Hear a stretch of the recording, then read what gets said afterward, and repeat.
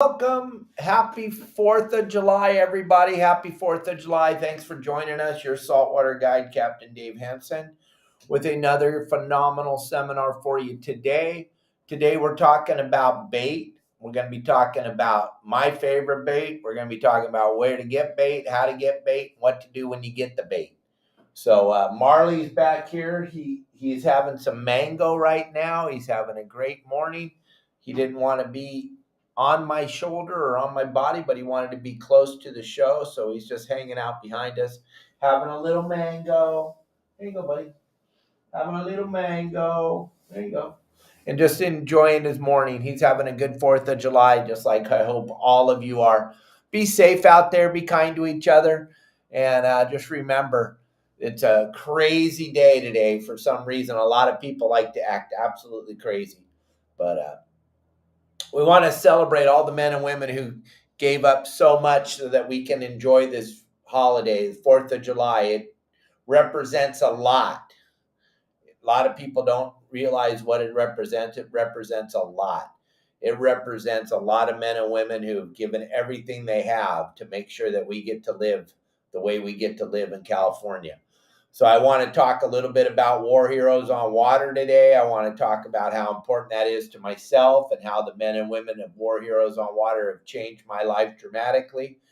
If you've seen that picture I'm posted today to celebrate the 4th of July, those three men right there, I had the experience and I had the honor to go fishing with them last year. And we had just the time of our lives out at San Clemente Island, just catching fish and telling good stories, learning a little bit about other people. And you know me, I love to talk, but sometimes I keep my mouth shut and just listen. And I learned a ton from those guys. They've seen a lot, they've done a lot, and for that I thank them very much because basically I haven't done anything. I was born and I get to go fishing for a living, and I get to go take people out fishing and teach people how to fish, and that's all because of what those men and women have done for me.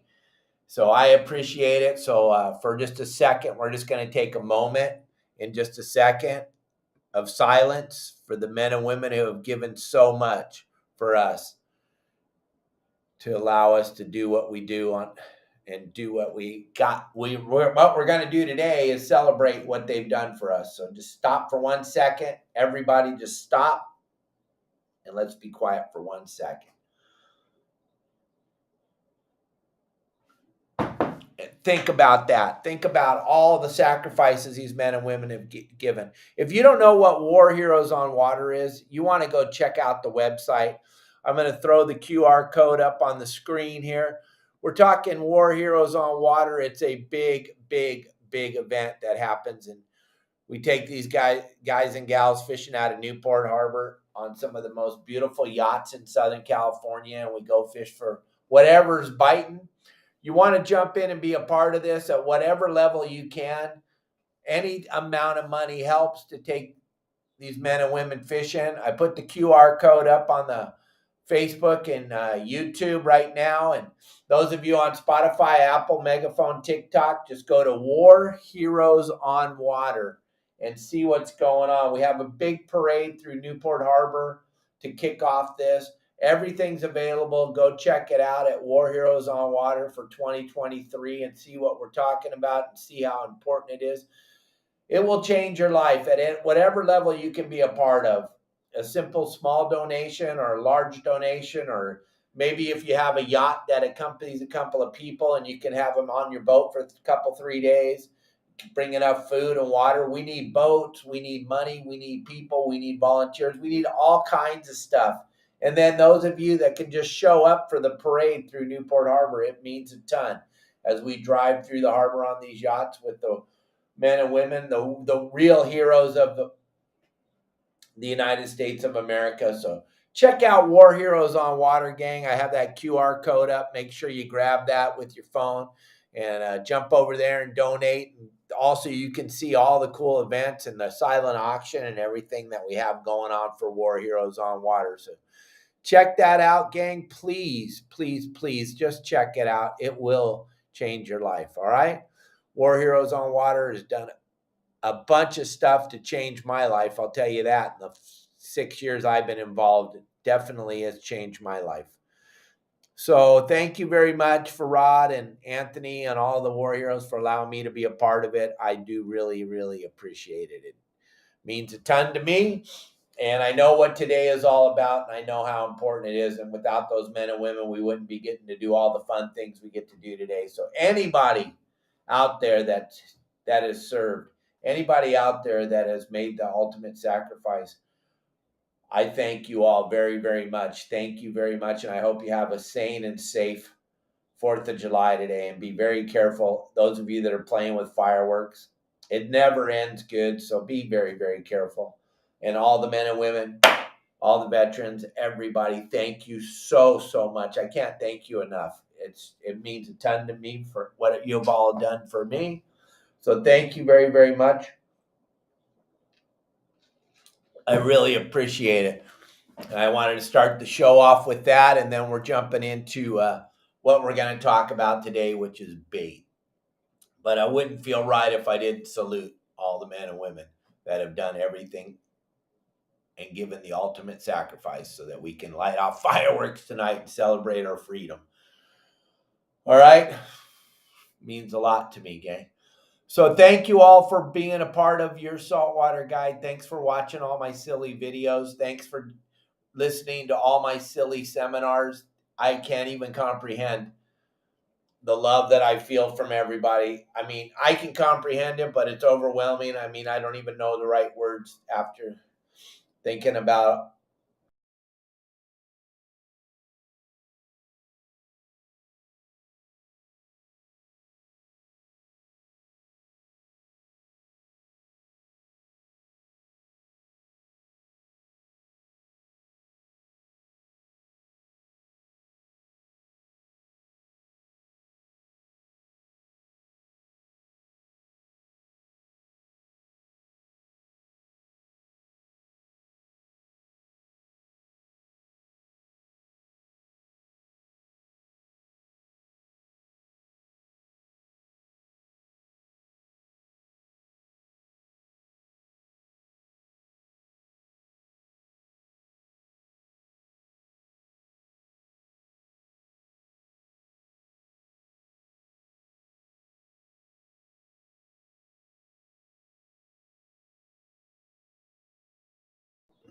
So we're back. I think we lost you guys for a few minutes. I waited. We're back. I don't know why we lost the internet there, but stranger things have happened. But we're back. We're back. We're back. Your Saltwater Guide. Thanks for hanging in there, all of you on Facebook. Thanks for watching me. Thanks for being a part of. Thanks for all the stars. I got a lot of stars and a lot of diamonds from TikTok yesterday, a lot of stars from Facebook. I thank you all very, very much. The stars helped me feed this little monkey. This is Marley, the rescue monkey, the rescue marmoset monkey. He's come a long ways. I don't know if you saw me holding him yesterday. We couldn't hold him for a year and a half. He was super traumatized by the family that used to have him. He's come a long ways. My wife and I have been super patient with him, and he's come a long ways. So thank you all for all the stars. Thank you for all the diamonds. Everything helps. Everything matters. I have 2 rescue cats, a rescue monkey, a beautiful wife. So whatever you can give us, we do appreciate it. I am here Monday through Friday, 12 o'clock Pacific Standard Time, to give you a little humor and a little seminar and let you know that it's okay to go fishing. It's okay to go out on a boat and kill a fish and take it home and eat it. You're not a criminal. No matter what your teachers at school are telling you, you are not a criminal. It is okay to take fish home and eat them. I know that's the last thing they want you to do in the great state of California, but we're doing our very best to make sure that you get to go out there and do it. Now, this is the Grunion run's happening right now, and I was trying to find a few places for our members to go Grunion hunting tonight. And what I found is Coronado Beach, if you're down in that neck of the woods, seems to be a really good place. Mission Beach is super reliable, just to the west side of the break wall there. The north side of the break wall, that big beach there, is very consistent. And then as you move up, the beach at the at Oceanside, just south of the pier, that big beach there. These are places that are supposed to be really, really good for grunion hunting. And why do we want to know about grunion? Well, they're running tonight. The grunion run is tonight, and it goes, let me see. Just hang with me. I got it right here. I believe we can take them tonight. I believe that it's okay to take them. Let me just make sure because I talked about it in June and then it wasn't. Yeah. So July, the 4th and 5th, tonight and tomorrow night, from 10:35 to 12:35 tonight and from 11:25 to 1:25 tomorrow night. You can take the grunion. You can take them home with you. You can take them and eat them. I like to use them for bait. It's probably the very best bait out there that I think, as far as a dead bait goes. And they only work dead. They don't work alive. Even when we used to catch them in the nets when we were fishing for bait, we would take them and then we would make sure they were not alive when we threw them back out to fish with them. Why do the fish like to eat the grunion so much, especially not alive? Is because when they come up on the beach to spawn, and if you've never seen it, you might want to look that up on YouTube or uh, Google it, figure out how you can find out what's going on. But the grunion come up on the beach at night when there's a full moon like there is tonight. They come up on the beach to spawn. And the female will bury herself in the sand and the male will wrap his body around him and then lay his smelt in the sand where she just laid her eggs, and then that will fertilize the eggs. And why they're doing that, that's when you grab them and throw them in your bucket. The way I used to do it is I would bring the neighborhood children down with me, give them all a 5-gallon bucket, and we'd have a $20 reward for whoever caught the most grunion.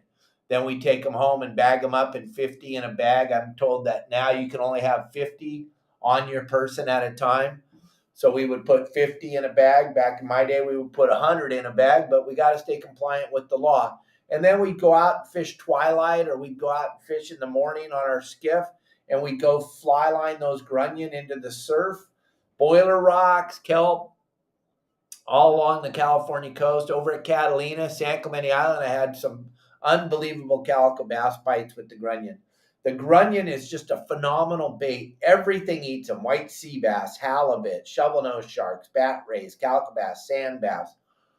Oh my gosh. I can't even think of a fish that doesn't eat the grunion. That's why they're such a great bait. So they're running tonight, and then they run again at the end of the month that you can take them. They run again the 17th, 18th, 19th, and 20th. Now, I know most of you will be long gone at home by the time they run tonight, starting at 10:30. The fireworks go off at 9, and you'll be in a big, giant traffic jam to get home. But something to look at is the 17th, 18th, 19th, and 20th of July, they run again. If you're not in San Diego, where I mentioned those marinas and those harbors, my favorite place to catch them is Salt Creek or Doheny or that beach just south of Newport, Corona del Mar, right south of the breakwall. They seem to love to come in there on that beach real good. And then I've seen Phil Freeman and the people show really good grunion hunting up there at Seal Beach. Also really good grunion hunting at Cabrillo Beach, right above the breakwall there, right in that little sandy spot right before you get to Point Furman. So there's a lot of places to go to catch the grunion. And it's once you get above Rocky Point, Marina del Rey, all those beaches up there, they're really good also because they're big sandy beaches. It has to have a lot of sand. It's got to have a nice big long sloping beach. Doesn't want to be straight up and down. They can't get up on the beach that way. It has to be a long sloping sandy beach where they can actually come up on the sand and lay their eggs. And then, oh my gosh, the fishing with those things is insane. So if you have an opportunity or a chance to go do it, got to go see it once in your life. Just go see it. It is absolutely unbelievable the amount of volume of fish that will come up high and dry on the sand to spawn in the sand. It's so crazy. If you have never seen it before, it's hard to even describe how awesome it is to see when they come up on the beach to spawn. Yeah, Marley. Marley's sitting back there going, "What's going on, Dad?" Yep. we're having the show, buddy, but you go ahead and eat your snackies and lay down there. So Marley's just kicking back. You can see him right there. I pulled the cage up a little bit closer today so you can get a better look at him. He's the smallest monkey in the world. He's a little bit bigger than my hand. That's it. His head's the size of my thumb. But back to this Grunion, gang. If you can get them, then when you bring them home, you want to rinse them off and get all the sand off them. And then the way I put them in Ziploc bags is I put head facing one way, tail facing the other way. The next one goes in the bag facing the opposite way. And then I stack them all up in the bag, and then I lay them out flat in the freezer. I don't want it in a big giant chunk. I want it laid out flat. Then when I take them out to fish with them, we simply take the bag with 50 of them out at a time. We don't want to have more than we're allowed to fish with them. Believe me, every one of those Grunion is a bite, and they'll work over and over again. If you don't get bit or you have a bad cast, you just recast it. You want to hook them right behind their eyes in that little hard spot. You'll feel it. It's a very, very hard spot right behind their eyes. Hook's perfect. 4/0 hook seems to be the very best. It seems to work the best. And fly lining in the boiler rocks works good, or a very, very, very small sliding sinker, like 1/8 of an ounce. 1/4 ounce is almost too big. All you want that Grunion to do is sink in the water column by the boiler rocks or along the surf.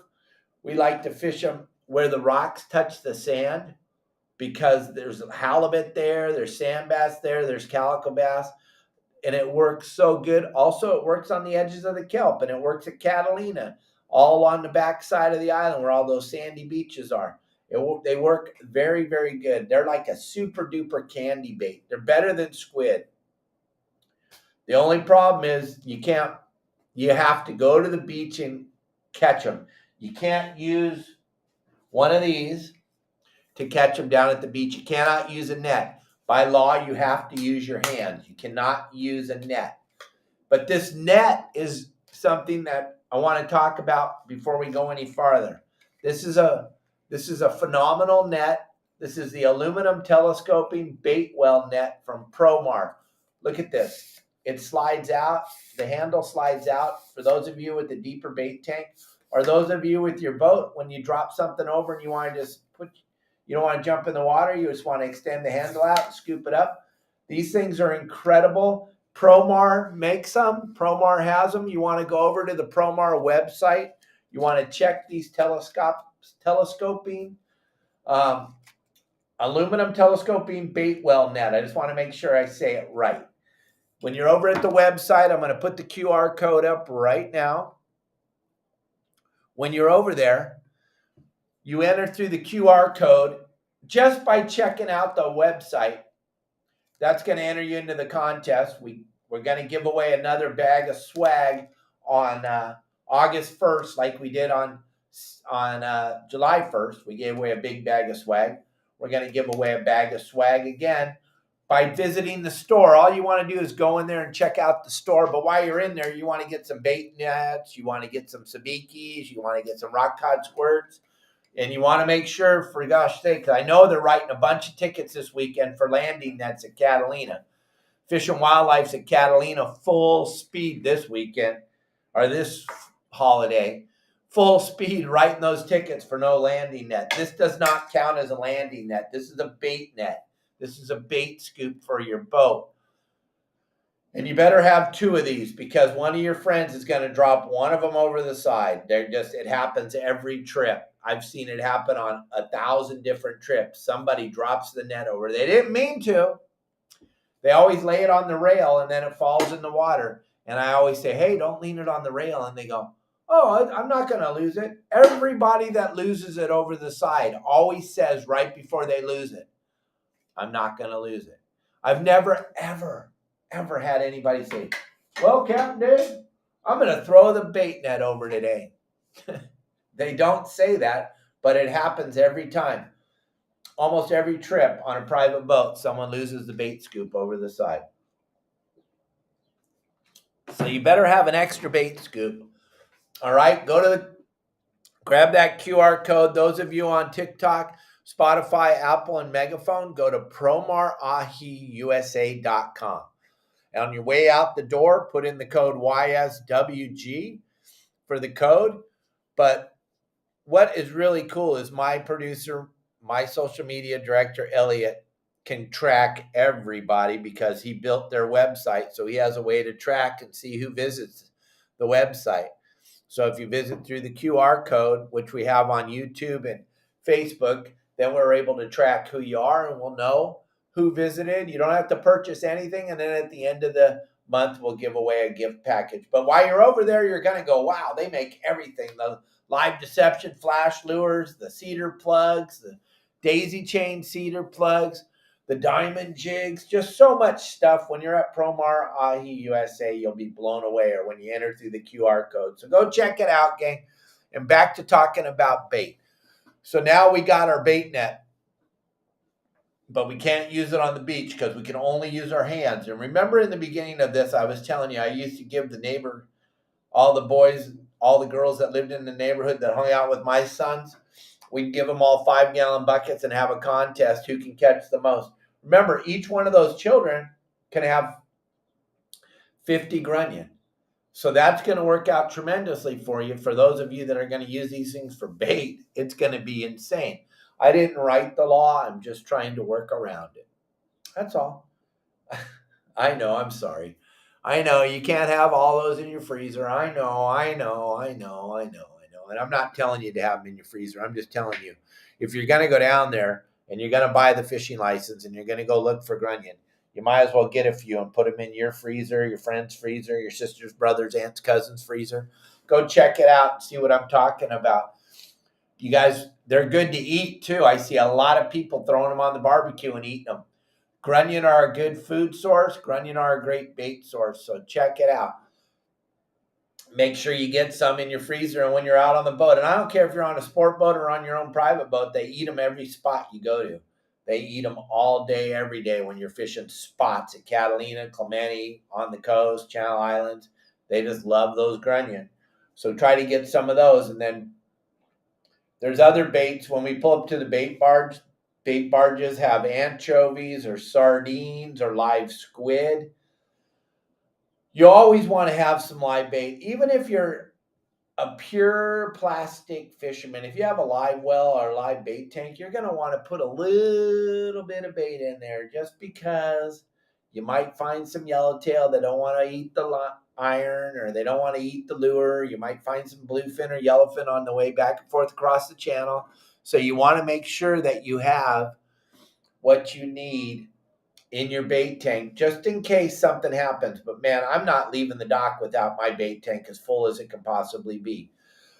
That's a perfect question. Thank you very much, Mystery Man on TikTok that doesn't like anybody to know his name. What we're in right now is this really big moon phase. There's a big giant full moon. Probably going to slow down this tuna fishing. Probably going to affect it. I know it was really, really good this week. I know that.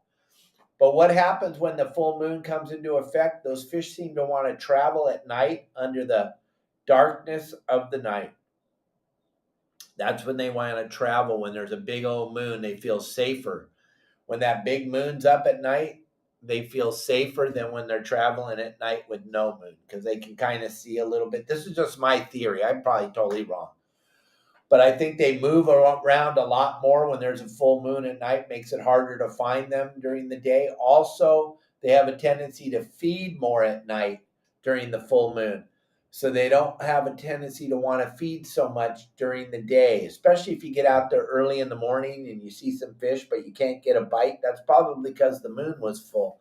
We're in a big full moon, so we're probably going to, I'm not saying it's not going to be good, but if it isn't good, we can blame it on the moon, gang. That's what those of us that fish for a living every single day do. If it's really good, it's because of us. It's because of the captain of the boat. If it sucks, we'll look for any reason. No current, too much current, no moon, full moon, half moon, earthquake, too much wind, not enough wind. Whenever it's not good, we look for any excuse in the world. Whenever it's really good, we know it's only really good because of us. We found the fish. We know how to catch the fish. We're better than anybody at it. But when it's not good, we got to find some other excuse. It can't be us. It sure in the heck can't be the captain. Sure in the heck can't be the passenger. Sure as the heck can't be the crew. It has to be something else. I'm just saying. I've seen the fishing really, really good in a full moon. I've seen it really good in no moon. I've seen it really good during an earthquake. I've seen it really good offshore wind, onshore wind. I've seen it really, really good any condition possible, and I've seen it really bad any condition possible. The best time to go is what you were saying over there on TikTok, Captain Dave. What do you think the best time to go is? Does the moon matter? The best time to go is when you can go, because you just don't know. And if you try to set up everything around the moon phase or the tide or all these different things that people use so often, then what's going to happen is that'll probably be the day that you can't go. That'll probably be the day you have a problem with your car, a problem with them. The very best time to go fishing is when you can actually go, when you can spend time out on the water and go fishing. And then when you do go, and then that bait is so important. And now we have a bunch of Grunion in our arsenal. We're always going to have 4 or 5 pounds of squid when we go out, because we don't know what the bait situation is going to be like at the bait barge. We don't know if they're going to have that big giant dead sardine that doesn't catch anything for us private boaters. I know the long range boats, they only want to use that big giant sardine. I know that. But those of us that just want to catch fish when we go fishing, every time we throw our line in the water, we want anchovies. If we want some bigger bait, we'll catch it. But we want anchovies. That's what we want. They're the best bait. You know what eats anchovy? Everything eats anchovies. They're fun to chum with. They get those fish in a frenzy. When I pull up to the bait barge, the first thing I always ask, if I haven't called them on the phone, if I haven't seen them in person, I'll ask whoever's working at the bait barge, hey, you got any anchovies? I'll wait until all these other boats are gone. I can wait an hour and a half, 2 hours for you to go find me a box with some anchovies in it. I can wait. I know all the guys that don't know how to fish are sitting in line waiting for that big giant sardine. You know why they wait for that big giant sardine? Because they don't know how to cast. They can't cast an anchovy. Here's what we see at the bait barge when you pull up and all they have is anchovies. The first thing you do is sit down and you start to suck your thumb and you start to cry and you say, I can't catch anything with anchovies. Where's the big giant sardines? Me and my sister went fishing yesterday and got 100 bites with those. But you didn't catch nothing. Your baits kept coming back looking like they've been through a blender. And you think that's fun. You know what? If you throw an anchovy out there, now the bite turns into a fish. It's the craziest thing you've ever seen. But 90% of you private boaters only want big, giant sardines because their sister's aunt's cousin caught a fish on a big, giant sardine when they went out. When I was running yachts up in Southern California, I would make the call in the morning to all the different bait barges and find out who had anchovies. And I'll drive 15 miles to go get anchovies. If I was coming out of Newport and they had anchovies in Dana Point, I'm making a left turn. If I was coming out of Newport, they had anchovies in Newport, I'm getting those anchovies. If I was coming out of Newport and they only had anchovies in San Pedro or at Long Beach, I'm going up there before I go across to Catalina or Clemente. Why? Because it changes everything. If you have anchovies in the bait tank, you have way more bait than you would if you had big, giant bohunk sardines. Let's just be honest. You're going to have more bait. You're going to be able to chum. If you throw one of those 7-inch sardines in the water for chum, 90% of the fish are going to be afraid of the bait. They're going to swim away. And then the ones that can eat it are going to chase it down the island. If that's happening, then they chased it away from me. They chased it away from the back of my boat. They chased it away from where I'm fishing. That's not good. That's not good. Anchovies, you throw them in the water. They get eaten right away. The bass are cartwheeling out of the water when you throw some anchovies in the water. The chum, the whole world's exploding. It's so much fun. I know, but I only like to use big sardines. Well, then you don't know what you're doing, and that's fine too, because not everybody can have a clue.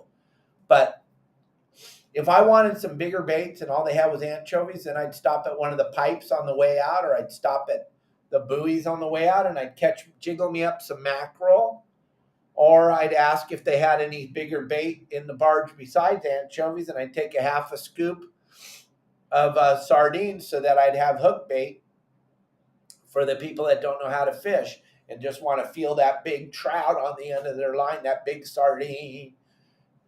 But the biggest problem we've had in the last 15 years with that big sardine in the bait barge is everyone thinks there's no bass left.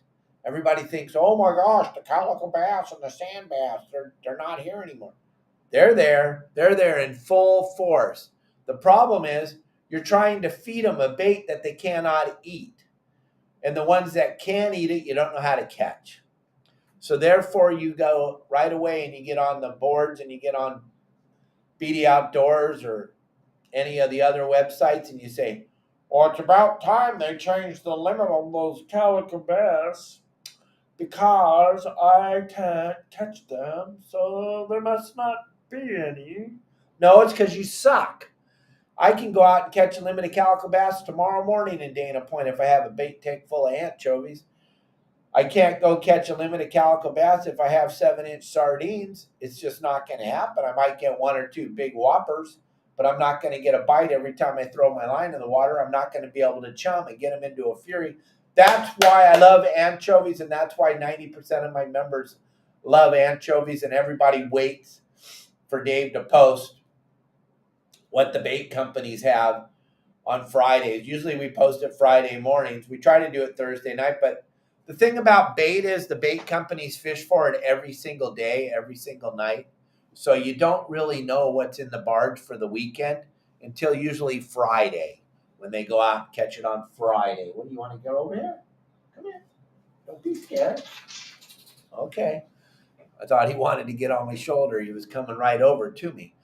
But gang, if you have an opportunity to get to the bait barge and ask the attendant, do you have any anchovies? And they say yes, get them. It's going to change what you catch, I promise you, all day, every day. And yellowfin tuna that seem like they're coming, seems like there's yellowfin tuna more and more in the fish count every day. There's a big area of them down off of Cedros Island coming that way. And there's a big hurricane coming here this Saturday or Sunday, Monday. We have a big hurricane looking like it's going to be approaching Cabo. All that does is push all that water and all that fish up. Yellowfin tuna love anchovies.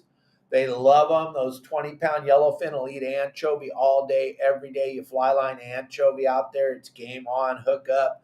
Woo woo! So hopefully we have a lot of anchovies in the bait the next couple of months because it will change what we catch dramatically. It's so much better for the half-day boats and the three-quarter-day boats that are going out. If they have a tank of anchovies, it allows all the people on the boat to catch fish instead of 3 or 4 people. And I just think they're the greatest bait in the world. For a live bait, I would love to have a bunch of anchovies. If they have squid in Long Beach or over at Catalina, I'll have a tank. If I had 2, or my bait tank was split, put half anchovies and then the other half a scoop or 2 of squid, use those anchovies for chum and fish the squid. It's going to change what you catch, gang. Bait is super important. The other thing is as we start to go and as things start to happen and the weather starts to get nice, you're going to start to see lines at the bait barge. You're going to have to be patient. You're going to have to be kind. You're going to have to really, really understand what's going on. They're selling the bait as fast as they can. If your bait tank sucks, it's going to kill the bait. What do I mean by that? Well, the bait tank has to have the water flowing in one direction so that the fish can swim against the current. It's not an aquarium. You're not putting a bunch of tropical fish in there and then putting a bubbler on it looking through the glass and, oh, look at all the pretty fish. No, the bait has to be able to swim against the current. That is just the way that these little bait fish are. They've been going in a circle their whole lives. You can't throw them in your bait tank and not have a direction for that water to flow. Come on. The water has to be able to flow in one direction. The bait tank, I don't care if it's a 300-gallon bait tank or if it's a 16-gallon bait tank. The bait tank must fill up no less than 8 minutes and no faster than 6.5 minutes.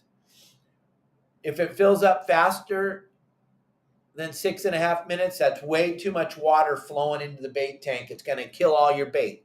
That water is going to be going in it so fast, it's going to rip all the scales off the bait. The bait tank's going to be spinning around at 100 miles an hour. The bait's not going to have a chance to swim against the current. If it's coming in slower than 8 minutes, then there's not a turnover fast enough of that water for that to be to have enough oxygen in it to let those fish live. This science has been done long time before I ever got into this gang. I've only been doing this since 74, so there's a lot of people out there that have been doing it way longer than I have. And they came up with the idea of 6.5 to 8 minutes is the prime perfect speed of your water flow going in your bait tank. Another thing that people don't understand is the bait tank has to flow from the top to the bottom. All these new boats that I see being put out there with these little live wells on them that they're shoving down your throat saying it's a bait tank. Well, it's not. It's a little square box. The water flows in the top and flows out the top. Any water an inch lower than the top has zero movement. That water in that bait tank is the same water that you put in the bait tank. At 4 o'clock this afternoon, that water in the bottom of the bait tank is the same water that went in your bait tank this morning at the launch ramp or at your dock. You've got to figure out some way to get that water to flow in at the bottom and flow in at the top, flow out at the top. 90% of boats, their drain plugs on the top for the bait live well. So therefore, there's no movement. And then they blame the death of all their bait on the bait company. The bait companies along the Southern California coast catch the very finest product that you can possibly catch. They're out there every night catching the bait. They're not bringing back dead bait to the bait barge. They're bringing back a really good product. But if your bait tank sucks, which 90% of you guys' bait tanks suck because you've never done any research, you turn it on and you just go and you have no idea how long it took to fill up. You have no idea of the flow, how it flows top to bottom, all this stuff matters. Everything I talk about every single day, it all matters. It all matters. Perfect comment just came up on one of our posts. Somebody trying to tell me I don't know how to tie up a boat. I only know how to tie up small boats. I never tied up a big boat. Well, my family's boats start from 110 or 90 feet and go down to 55 feet. I don't know. I'm sure your boats are way bigger, but I did pretty good tying those boats up for a very long time. And then the yachts that I've run yachts up to 125 feet. I know they're not as big as your boats, but I still know how to tie those up pretty well. Started filleting fish in 1974. Used to fillet 12 to 1,500 fish a day, three times a day. I kind of have a half a clue how to do that. It's just fun to watch all these stupid people make these silly comments and think that I want to know what they know. That's so cute. I had to just say something because it's just an adorable comment when they tell me I don't know how to tie up a boat. It's just adorable. I think they're so cute when they do that. But let's go back to our bait thing. Gang, your bait tank, you got to figure out the flow. It's super important to figure out the flow. If that water dumps in on the top and goes right back out on the top where that little screen is, there's no flow in your tank. That's why your bait all dies. You got to go look at it. I have an easy way to fix that problem, just like I have an easy way for everything that happens on the water if you want to be successful when you go fishing. Everything we talk about every day on our podcast and on all those videos I post every single day, Everything we talk about, I always say it all matters. Everything matters. Here's what I'm going to make a commitment to all of you. It's the 4th of July. Remember my phone number, 949-374-0786. 949-374-0786. Text me your email address. I'll give you a free look at my website. I'll open the whole thing up. You can go look at it all for free. Send me an email. If you're afraid to talk to me, just send me an email. If you want a free look and you want to talk, call me at 949-374-0786. Also, gang, the prices, I'm going to let it out now. I was going to wait. The prices for everything, the whole website, for the membership all the way to the bundles and everything in between, they're going to go up dramatically on January 1st. It's going to be the biggest increase you've ever seen, because now we're at a point where we have so many members that it's okay if you don't want to get involved. It'll be all right. It won't change what Kelly Girl and I eat for dinner. It just won't. But yeah, we got to slow down the signups, I guess, is what I was told by some good marketing people. So you got to check it out and go look and see what I'm talking about, gang. YourSaltwaterGuide.com. I put the QR code up over here on the YouTube and Facebook. It's there. Grab the QR code. You can use it to go in and check out the website, or use my phone number and text message me your email address, and I'll give you free access to the website. And we problem solve over there for everybody. We make sure that you have a great idea of what's going on out on the water and how easy it is to use all the stuff. And just go check it all out, gang. I promise you I won't let you down. I will always tell you the truth. And then the other thing about your bait that is super important is don't leave any dead bait in your bait tank. If there is dead bait in the bottom of your bait tank, if you look at your water in the bait tank and there's dead bait in the bottom, you're going to see like a oil oozing up from the dead bait from the bottom. That is like a poison. When that's oozing up down there, that is like a poison. And that is killing your bait. It is starting to put a toxic level in the water on your bait tank, and it's starting to kill your bait. So you want to make sure that you keep all the dead bait out of your bait tank. I have a video about how to do that on my website, but you want to take your time. You want to use your bait net like this. You want to just tap the bottom of the tank like that. The live baits will move away from the dead bait, and then you can simply scoop the dead baits out and flick them over the side. Once that stuff's dead in your bait tank, it's going to start to kill the bait in your bait tank.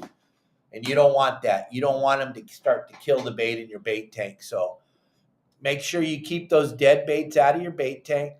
You don't want those in there. Everything matters. Everything matters. So we're talking about bait. We're talking about the bait tank. We're talking about so much stuff on the show today that has to do with your success on your boat when you go fishing. So just understand that from today forward, half measures, approaching it in a lazy fashion, it's going to cause nothing but lazy results. Hey, Arnie, how are you? Yeah, just like the dead crabs in the tanks on Deadliest Catch that you see Sig Hansen and all the guys talking about. Dead loss is gnarly because it starts to kill the other crabs. Same thing in your bait tank. You go out on some of the long-range boats or some of the day boats that fish the islands overnight and stuff. A lot of them have a different way of getting the bait out, the dead bait. They use a siphon hose and they get the dead bait out that way so they don't destroy their other bait. There's several different ways, but the easiest way is to use your bait scoop like I showed you to get that dead bait out of there. Dead bait will kill your bait. But from today forward, if your bait's dead in your bait tank, you understand. You got to quit blaming the bait company. It's because you didn't take the time out of your busy day to see how fast your bait tank fills up. If it fills up too fast, and I'm repeating myself, I understand, but I'm watching. We're at like 85 people watching right now. It goes up to 80, then down to 30, then back up to 60. So we got people jumping back and forth on here. That's why I constantly repeat myself. I'm watching the numbers. I'm trying to make sure that I talk to everybody. The bait tank has to fill up somewhere between 6.5 minutes and 8 minutes. That's just the fact. There is no other way around it. The science was done a long time ago before any of us were here. That's the key, is the time that it takes the bait tank to fill up. Where are you going, Marley? Where are you going, little monk? And then if it fills up too fast, that's going to kill your bait. It's going to rip all their scales off. They can't swim against the current, and they have to be able to swim against the current. That is a huge thing to understand. The water has to be flowing in a circle in your bait tank.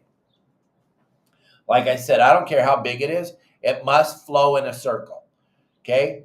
If it doesn't, that's what's killing your bait. If it fills up too fast or slow, that's what's killing your bait. It's probably never the bait company. The bait when you bought it was perfectly alive, but your bait tank sucks. Another thing that I always do especially when I was guiding, when I would get on your boat in the morning, I don't know what you've been putting in your bait tank.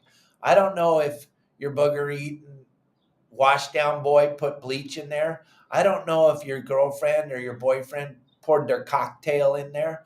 I don't know what's gone into your bait tank before I got there. So what I do first thing in the morning when I get on your boat is I fill your bait tank up to the top.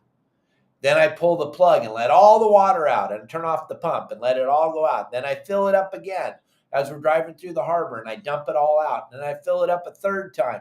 Now I know it's washed all the junk out of your tank, because a lot of you are driving around in your boat and you don't even turn your bait tank on until you get to the bait barge. That's ridiculous. You want to rinse that bait tank out 4 or 5 times before you get to the bait barge. You want to have the best water you can possibly have in there. Bait is not free. Bait is very expensive. It's another very expensive part of this whole fishing thing, just like the fuel and your insurance and your boat payment and your every single thing. And bait is huge, and you can control how your bait feels. You can control how your bait lives by doing these simple things we're talking about. So pay attention to that also, gang. Look at your bait tank. Look inside of it. Got a bunch of garbage in there? Got a bunch of old dead scales in the bottom that you didn't clean out? Get that crap out of there, gang. All of that stuff is going to kill your bait.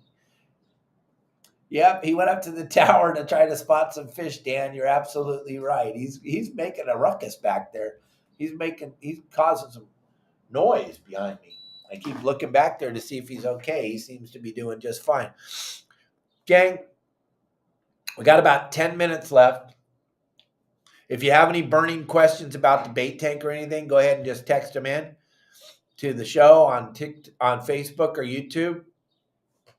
And I want to bring up one more thing. And I've been talking about this for 5 or 6 days now, and it just blows my mind.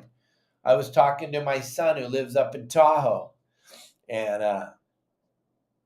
they had a couple of coyotes that were causing problems up there, and those coyotes are no longer. And any coyote that even faintly resembles those coyotes are no longer.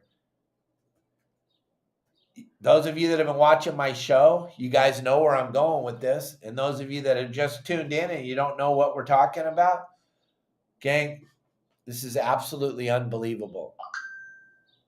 If a dog today, with all the craziness that's going on, if he attacks you or one of your children, do you know what they do to that dog? And I don't care if he's your family dog you've had forever. If he attacks a human, that dog's going to be put down immediately. Yeah, it's unfortunate, but it happens every single day. If a coyote comes into your yard or into your neighborhood tonight and grabs one of your friends or your children, you know what's going to happen to that coyote? That coyote, and any coyote that even kind of looks like that coyote a little bit, is going to get put down immediately. I'm on your team, gang. That's what should happen, because we are the humans. But here's where the disconnect comes, and here's where the Looney Tunes comes, and here's where I go. What's going on with the world today? California sea lion attacks my granddaughter tomorrow at the beach at Salt Creek, because that's what I'm reading right here. Several attacks have happened in the Dana Point area. Two Dana Point beaches are closed due to the reports of aggressive sea lions attacking people. It's happening, and it doesn't matter, because here's what happens. If a mountain lion, coyote, or your family dog that's been a part of your family the whole time attacks a human, they're put down immediately. There isn't even a discussion anymore. This is the way it is. California sea lion attacks a human being, and they are given a parade. They are taken out of their habitat, put in a cage, taken to a hotel. They like to call it the Marine Rescue Center, but for an animal, it's a hotel with the best food money can buy, the most luxurious accommodations, the cleanest accommodations. They're going to be put on a pedestal because they attacked your child or your loved one or your spouse or your grandma or your grandpa. This wild animal is going to be placed up on a pedestal higher than your dogs, higher than your children. They're going to get to go to one of the nicest hotels in all the world for a wild animal. They're going to be fed the best food that they could possibly be fed. They're going to be fed vitamins. They're going to be given antibiotics. Then they're going to be taken back to the place where they've attacked your loved one or your child or your grandchild. And they're going to be put back into the wild. And they are a super intelligent animal. So we have rewarded this animal for attacking us. Then we've given them all kinds of gifts for attacking us. Then we've nursed them and given them the best food money can buy. And we put them back out in the ocean. You know what you just taught this animal? That the very best thing he can do is turn around and bite another human, because he's going back to the hotel. He's going to have a party. They're even going to have a parade when they let him go back at the beach. They're going to have a parade. You don't think they are? Well, then you better wake the hell up, because this is what is going on right now. We have lost our ever-loving minds in California. We have put this wild, stinky, scuzzy, filthy, dirty animal above everybody, above our pets, above our family animals, above our dogs, which are the most loyal, best creatures on the planet. You want to tell who loves you more? Put your dog in the back of in your trunk of your car, and put your spouse in the trunk of your car. Drive from Dana Point to Big Bear. Open up the trunk and tell me which one's happy to see you, and you'll know which one loves you more. I'm just trying to wake you up, shake you, gang. This is wrong. We're teaching these animals that it's okay to attack us, and if they attack us, they're going to get rewarded handsomely. Are you out of your ever-loving mind? Do you not understand what I'm saying? I'm not making this up. This is going on right now. Today, they're down there watching the beaches in San Clemente, Dana Point, Laguna, looking for a sea lion that even comes near a human. They're going to get an award. They're going to get them. It's going to look like they won the sea lion lottery because they attacked you. I'm sorry. I'm going to take it into my own hands. If that animal attacks my granddaughter, it ain't going to no spa. But I'm just me. I can only be me. I'll never be anybody but me. But I'm just telling you, it's time to wake up, America. Share this with your friends. If you love sea lions, and I do, because I want to be one more than all of you. I want to be a sea lion when I come back. If I was a sea lion, I'd be attacking everybody. I'd be going, get me back to the hotel in Laguna. I want to go to the Marine Center. I want to hang out, eat good food, and lay around on a hammock in Laguna Canyon and hang out, check things out. have pretty women feeding me good food all day. How rad would that be? I'd be a sea lion in a minute. Free healthcare? Awesome. So don't ever say, oh, Dave doesn't like sea. Oh, I love them. I want to be one. I just don't understand how they have more rights than we do. That just blows my mind. But they do. That's why I want to be a sea lion so flippin' bad. If I was to be reincarnated, I hope to God I'd come back as a sea lion, because I sure as heck don't want to be a dog. Because, man, if I had a bad day and a kid poked me in the eye and I bit him, I'm getting put down. Sea lion, we're going to take him up to the hotel. We're going to give him some psychological counseling. We're going to try to figure out why did the wild animal that's called a sea lion and not a cuddly seal, why did he attack?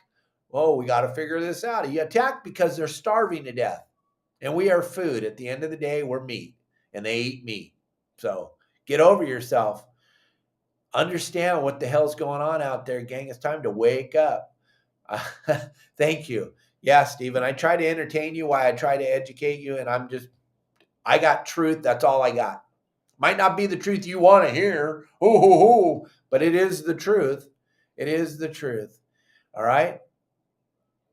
It's way bigger than Gavin Newsom. This is a federal thing.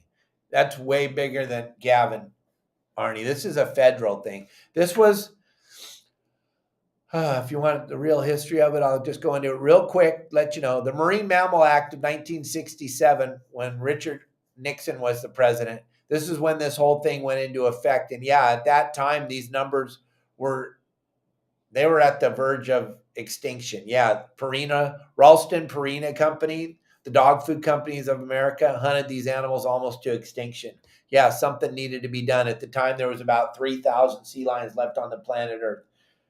They put this in, but what they failed to read was, when the numbers get back to a workable level, then this will be taken away. Well, they never took it away. The numbers are bigger than they've ever been before. They're going to be way bigger next year and the year after that. They're never going to slow down. They have more protection than you and I do, Arnie. It's so sad. That doesn't do anything, Ross, except give you an opportunity to blow your hand up. When the sea lions hear a firecracker, you know what they do? They come running because they know there's food. They're not dumb. We used to use seal bombs back in the day. Quarter stick of dynamite with sand in it. We would use them. Now when they throw them in the water, sea lions from everywhere come running because they hear that thing go off in the water, and they come running because they know that there's food there. These are a highly, highly, highly intelligent animal. They are so smart. They are absolutely ridiculously smart, gang. The only way we're going to slow this thing down is to start spaying and neutering them. And like I keep saying, I want to be a sea lion so much. I want to be a sea lion more than anything. I think sea lions are a great animal. They have a place where they need to be. But, oh yeah, they hear the sport boat engine. That's like the lunch truck. That's like when you're at the work site and they honk their horn because it's break time or lunchtime. That's exactly what a sport boat engine sounds like to a pack of hungry sea lions. And now they figured out that you can start eating people on the beach and you're going to get an award. And we think that's going to change it. We're going to award a wild animal, and then we're going to put them back where they did something bad. And we think that's going to make it better. I'm just trying to help you. Spay and neuter the California sea lion. That you could pay for it, and you could pay for it 10 times over in the money we spent just last year on repairing the docks in California alone, not counting Mexico, Canada, Oregon, Washington, and Alaska. The amount of money spent on repairing docks that these animals are thrashing on a daily basis. I'm going to leave you all with that. Take a moment out of your busy day to thank a veteran. If it wasn't for the veterans, you wouldn't be celebrating today. You wouldn't be doing what you're doing if it wasn't for a veteran. So if you see a veteran, thank a veteran. If you can get involved in War Heroes on Water, get involved with War Heroes on Water. It'll touch your heart deep. It's a great organization, giving back to the men and women that have given so much for this fine country of ours. Jump on the QR code, jump on the website, donate to War Heroes on Water Gang. The money all goes to the War Heroes. I'm telling you, it's a real deal. You will see me at the War Heroes this year. I'll be up there running a yacht. Guys, have a great day. Be kind to each other. Happy 4th of July. Hope you enjoyed our show today. Hope we talked a little bit about what you wanted to know about. Then remember, tomorrow is Text the Show Wednesday, and then hopefully we're going to get my beautiful wife, Kelly, on the show on Thursday. I hope she had a great birthday yesterday. Everybody that wished Kelly Girl a happy birthday yesterday, thank you all very, very much. She appreciated it. She was overwhelmed by all the love. It was incredible. Thank you all for everything you do, for all the likes, for all the subscribe. Over on YouTube, gang, we're growing so fast. We're almost at 50,000 subscribers. Keep on hitting that like button. Keep on hitting the subscribe button. Please sprinkle some stars out here on Facebook for me so I can feed Marley and Finn and Dolly and Kelly Girl. Thank you very much, everybody. Have a great 4th of July. Be safe. Be kind.